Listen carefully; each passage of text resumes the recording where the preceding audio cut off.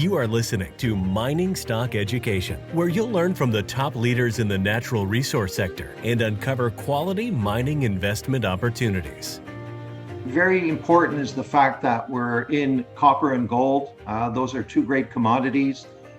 They've seen very strong prices very recently. Now, as we're speaking today, gold is going retracing a bit, but copper is as strong as ever. So it shows you we almost have a natural hedge with these two great commodities. We have a series of mines, and they can all be considered high grade, whether they're copper or gold or copper and gold. And we're looking to put in a series of put these mines into production in a sequential manner that makes sense. We have the assets in place, and we also have the infrastructure in place regarding a mill, a tailings facility. And so you would look to put us, we'd look to put the sequence into production. And then as upside, we could hit over 100,000 ounces a year of gold equivalent ounces, or over 60 million pounds a year of copper equivalent production, as we have a few of these mines in operation.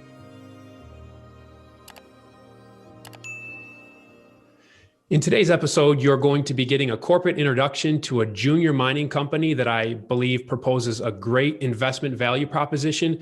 In fact, for the last 6 weeks, I've been buying in tranches in the open market.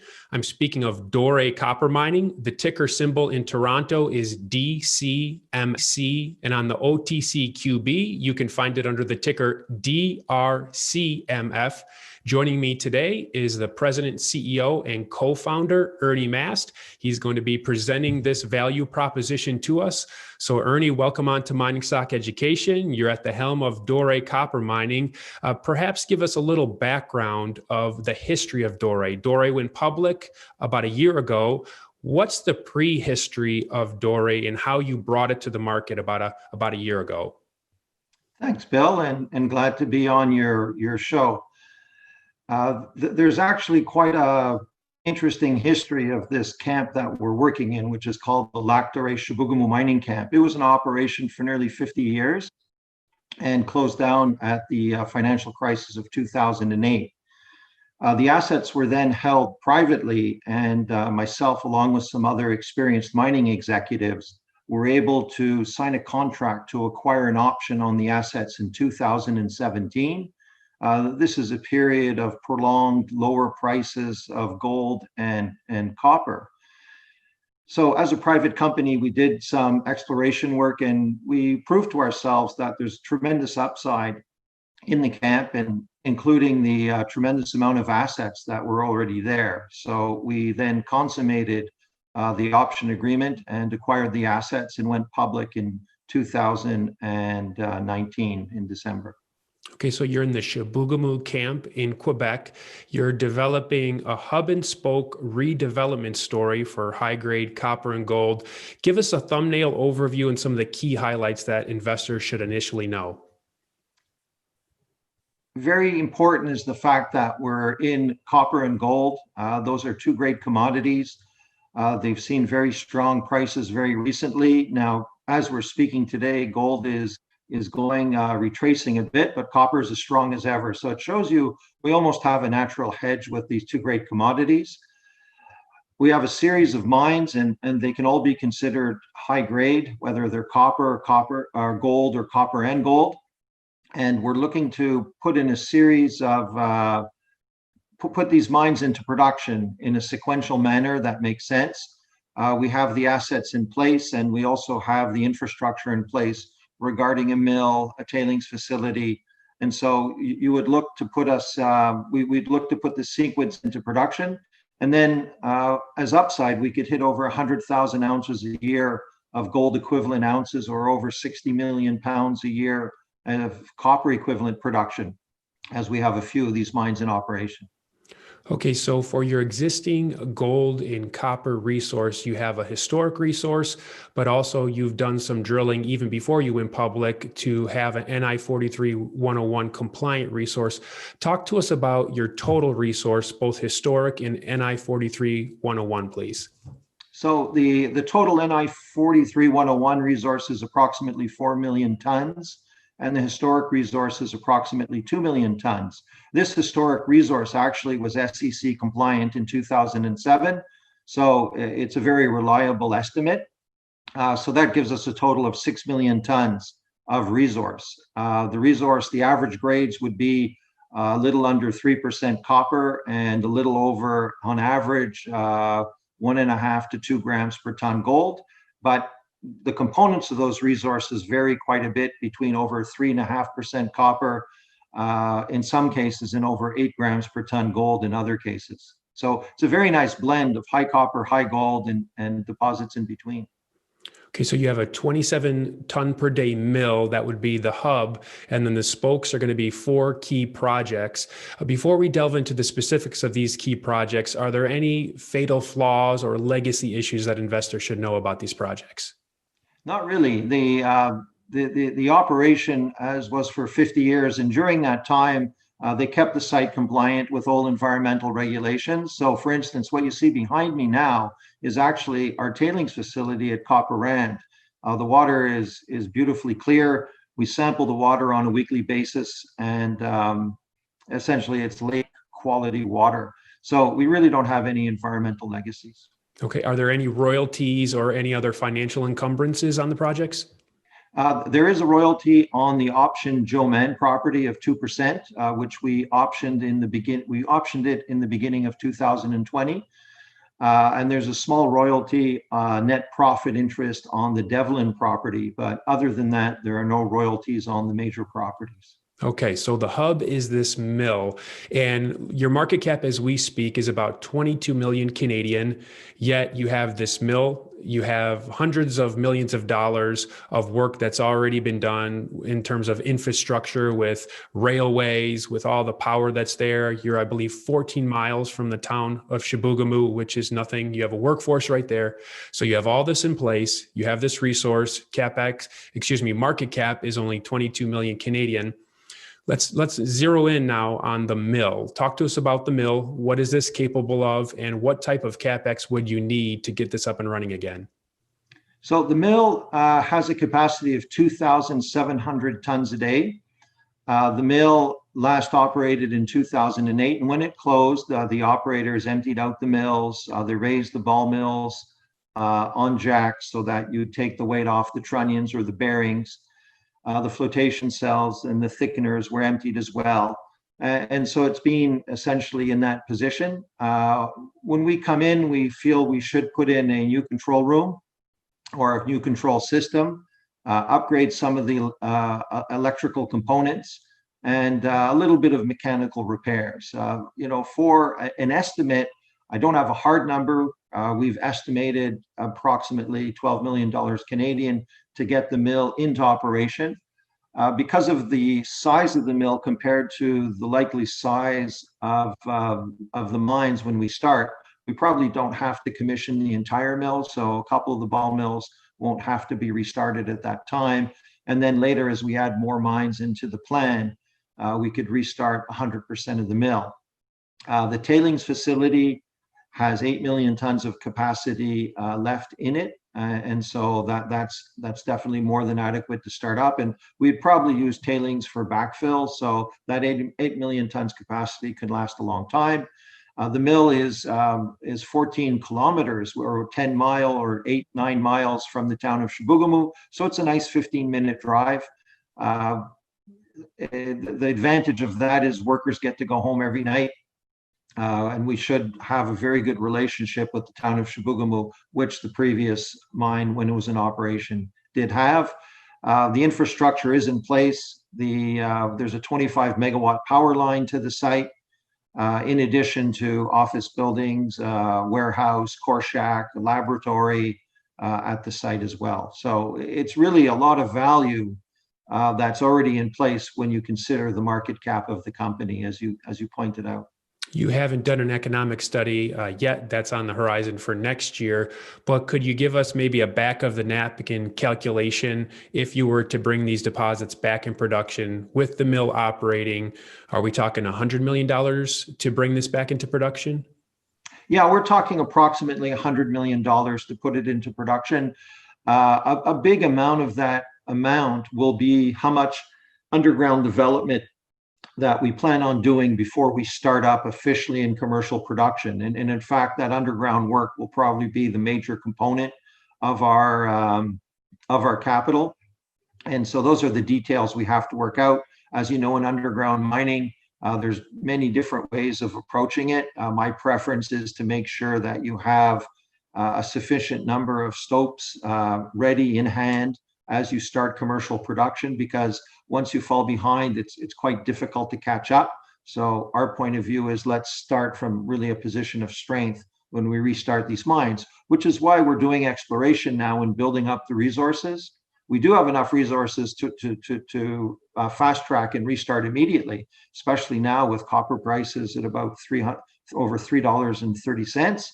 But we think the investment community would like to see a really solid 10-year mine plan before we get started.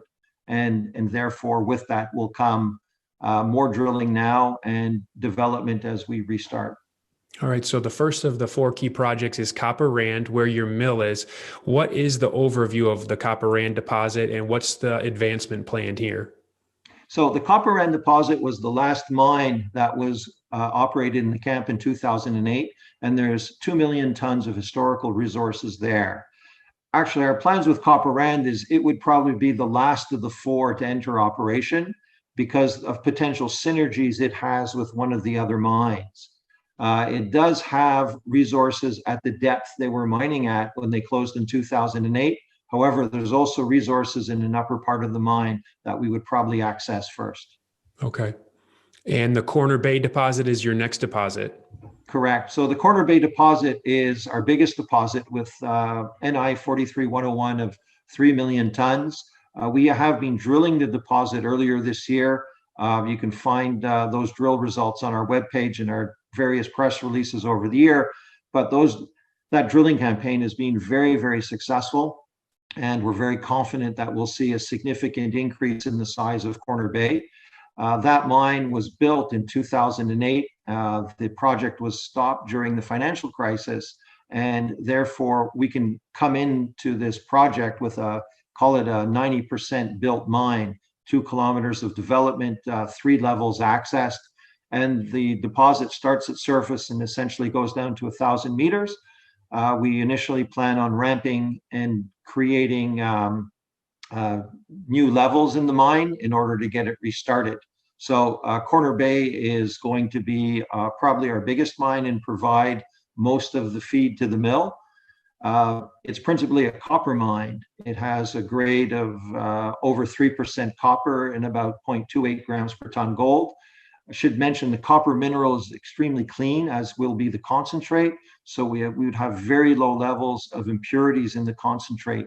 And this makes it a very attractive product for different smelters. Okay, so thank you for that overview of Corner Bay, which is high-grade copper, but I understand that Cedar Bay is a past-producing high-grade gold mine that you're going to begin to redevelop. Correct, Bill. The current resource at Cedar Bay is 8.7 grams per ton gold, 1.9% copper. It operated from the 1950s to the 1990s and produced 3.9 million tons of ore, and it was mined to the 670 meter level. The current resource sits at about the 1,000 meter level, which is the level of the shaft. The gold grades in the current resource are considerably higher than they were in the past, but even previously at current prices, the gold value would have been greater than the copper value. The drilling that we did on the deposit earlier this year confirmed that 3 of the major structures in the mine are open at depth. And these are called the 1020A and B and the central vein. And what are your goals for your future drill programs at Cedar Bay? What type of resource would you like to see there before you bring it back into production? Because of the high grades at Cedar Bay, really, if we're able to establish a resource of about 500,000 tons, it should be able to be put into operation. Keep in mind that this is the type of ore body that is best drilled from underground. So one of the things that we're doing very, very shortly is we're going to be taking water samples down the shaft, down the length, down underground, and we will determine the water quality and determine what type of water treatment we would need to do in order to dewater the mine and commence drilling from underground. We think once we're underground, the drilling will be much more effective than drilling from surface. And at that point, we can really delineate the ore body.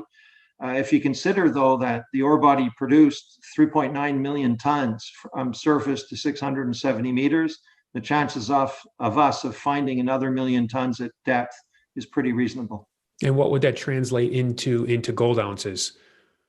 The gold ounces, if the ore body would have, say, a grade of about 8 grams per ton, you're looking upwards of 200,000-300,000 ounces of gold in that one deposit. Okay. And all of these deposits, drilling year round is capable here? Correct. Although the winters are relatively cold, we do get temperatures in Celsius of approximately -20 to -30, which is about approximately -15, -10. Those are hardy northern temperatures, but we can drill all year round. It's not a problem. Many mining operations in the district operate all year round without a problem. And I understand your cost of drilling is quite low. Yes, we're using a local contractor, and they're very efficient. And therefore, again, we don't have this remote camp type of setup where you have to fly people in, house them, feed them, fly them back. Essentially, everything is done as a commuter base, and the local contractor has his workshops and his drill machines in the town.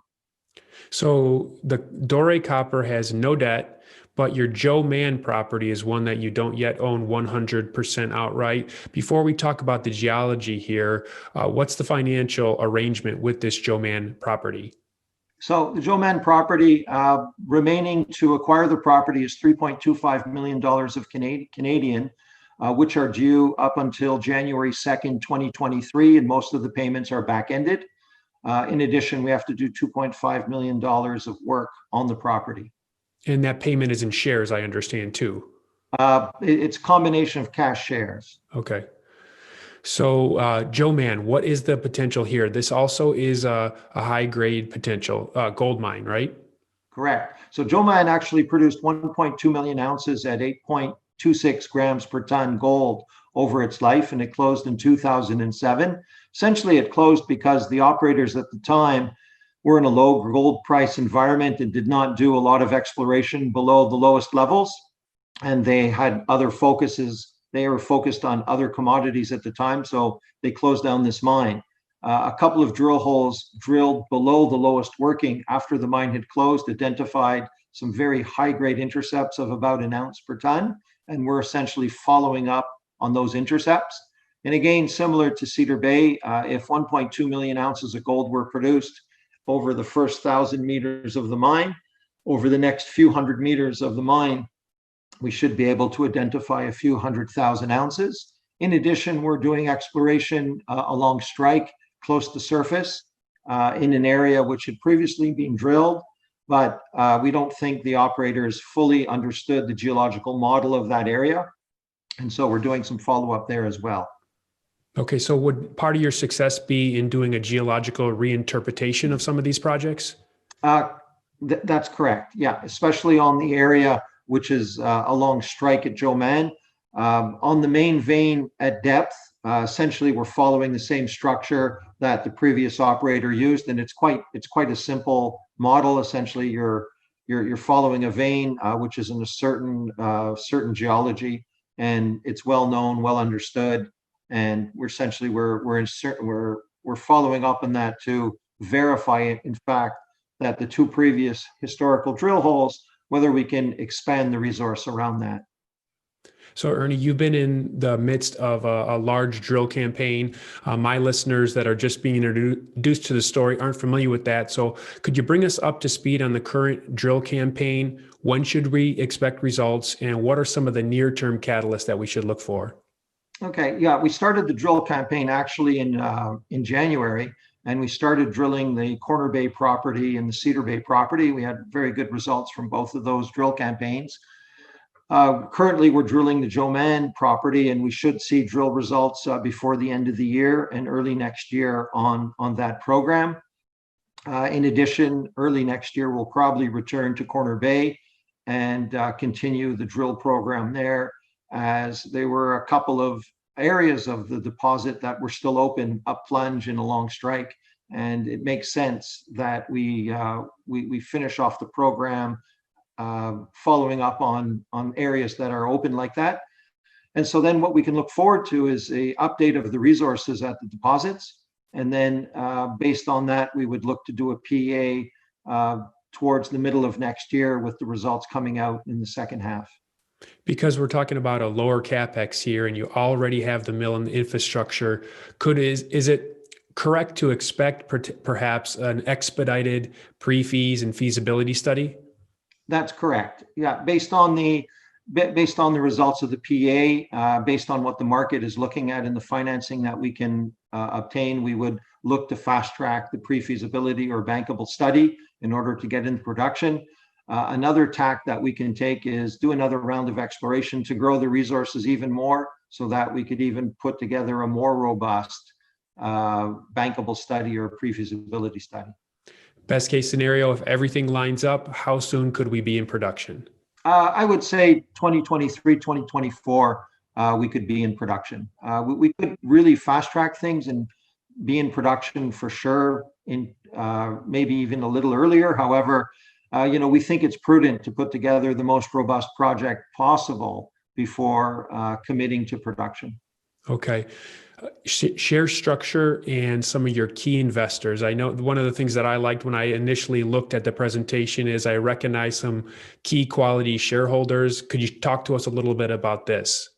Yeah, so our major shareholder is a group called Ocean Partners, and they're a metals trading firm, and they're actually the firm whom we acquired the assets from. And they're very supportive. They really want to see the mines enter production. The main reason being is their business is the sales of copper concentrates and zinc concentrates and other metals. We will be producing a very clean copper product, and they have the marketing rights of that. So they're very supportive, a very savvy investor, as well as a supportive shareholder. We have two US-based private equity funds, RCF and Orion, who are also our little less than 10% shareholders. They first became investors when we launched the company privately, and they were seed investors for us. And in addition, we have a couple of funds from the province of Quebec as investors. And going forward, we expect what we call Quebec Inc. to be a significant funder of the project. And again, that just improves the certainty for us to go deeper into this project. And your share structure, I think it's like 31 million shares outstanding right now? That's correct. So we've kept the share count quite low.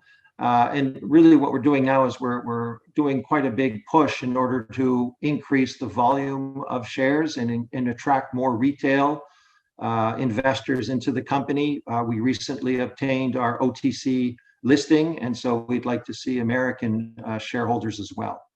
Because you do have some of these quality shareholders with access to capital, would it be fair to assume that that could be a source of potential capex, since we're only looking at about $100 million here? Yeah, it's very, very possible, especially given the mix of major shareholders that we do have. That's definitely an advantage we have as we look to finance eventually in the future. The return to operation, we see a lot of support there. Let's talk treasury and burn rate. What do you have in the bank, and how fast are you going through it? So currently we have at this point about little over $2 million in treasury. While we're drilling, the burn rate's about $500,000 a month, but we do expect to finish drilling, say early next year. So which means we'll probably look to the market for some additional funds, not for additional drilling, but in order for corporate purposes and to arrive at the PEA relatively early next year. Okay. And you often raise with flow through funds, is that correct? That's correct. Yes. Yeah, it's a great advantage for Canadian and Quebec-based companies. The flow through funding is readily available. Flow through, though, can only be used for technical advancement of the project. and drilling and doing studies falls into that category. Okay, so Ernie, as we conclude here, what more would you like to share with the investors that are listening to us? Well, I'd say the investors do their due diligence, but I would say look for copper projects that are high grade in good jurisdictions that have infrastructure in place with experienced management teams. And I don't think you'll fall on too many names. So, that's one of the main those are some of the attractive features our company has. I'm going to put a link to Dore's website in the show notes below so you can check out the presentation. I'll also put a link to the presentation in the show notes. On the OTC, it trades on the QB, and you can find it under the ticker DRCMF. And in Toronto, on the Venture Exchange, you can find it under the ticker DCMC. Ernie, really appreciate this overview. We'll be following up with you throughout 2021.